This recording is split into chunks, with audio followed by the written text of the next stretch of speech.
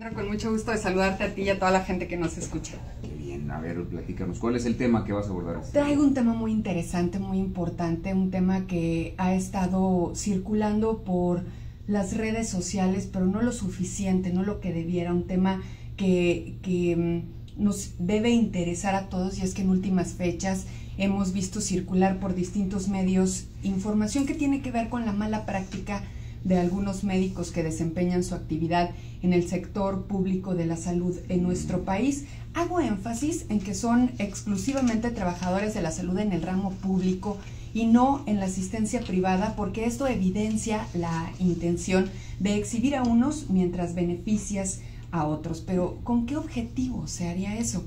Para ahondar en lo anterior, debemos saber que actualmente existe un interés por modificar el artículo 4 de la Constitución y la Ley General de Salud con el fin de crear un sistema único en el que se homologuen instituciones como el IMSS o el ISSSTE con el Seguro Popular, lo que significaría una reducción en las prestaciones de atención médica y seguridad social para alrededor de 800,000 personas y sus familias. Es importante también decir que son personas que aportan y que trabajan todos los días para tener un sistema de salud óptimo que les garantice ser atendidos en cualquier enfermedad, y hoy está en incertidumbre ese sentir.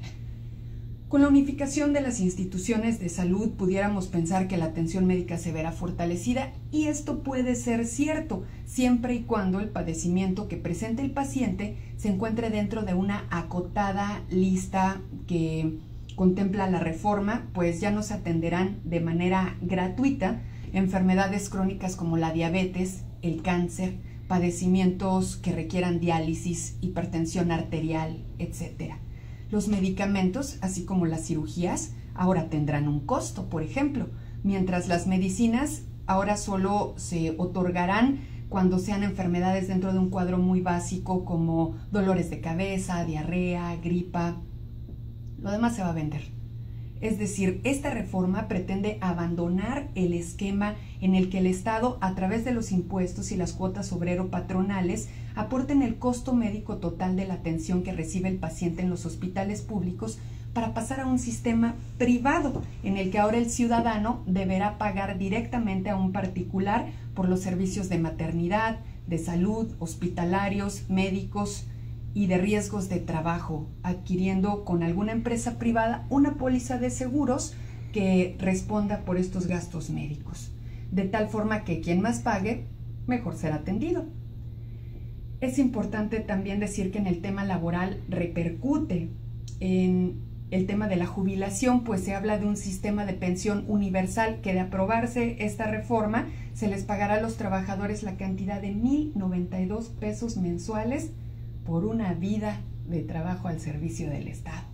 Para quien tiene los recursos económicos para pagar consultas médicas privadas, o al menos sea inmune de enfermedades crónicas que terminan despojándolo a uno del patrimonio familiar con los pagos a hospitales, la reforma no debería importarle mucho. Ahora, que si usted que me escucha es de las personas que trabaja 8 horas diarias o a veces más para llevar el sustento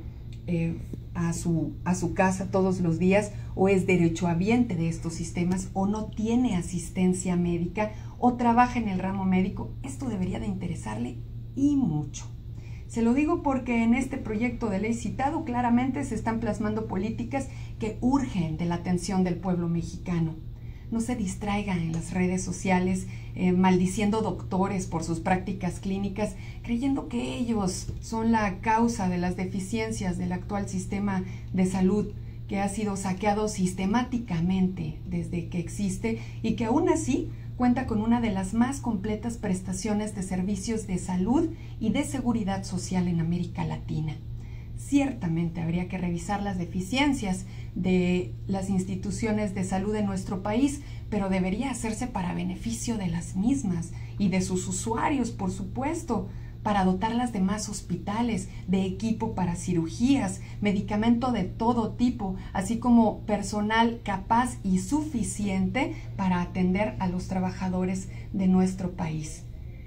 México quiere ver reformas donde se modifiquen el fondo de pensiones vitalicias a los expresidentes de la República y a los magistrados federales, que se les asignen sueldos de profesionistas a los legisladores del país, siempre y cuando lo sean, claro. Y bueno, también nos gustaría tener, por supuesto, leyes incluyentes, donde los sectores de la sociedad tengamos las mismas oportunidades de crecer en nuestra calidad de vida, nunca de verla disminuida. Analice, comparta, comente, platique, difunda esta información y de esta forma participe de manera consciente en los destinos de este país. Este es mi comentario, Alejandro. Muy interesante, bastante interesante.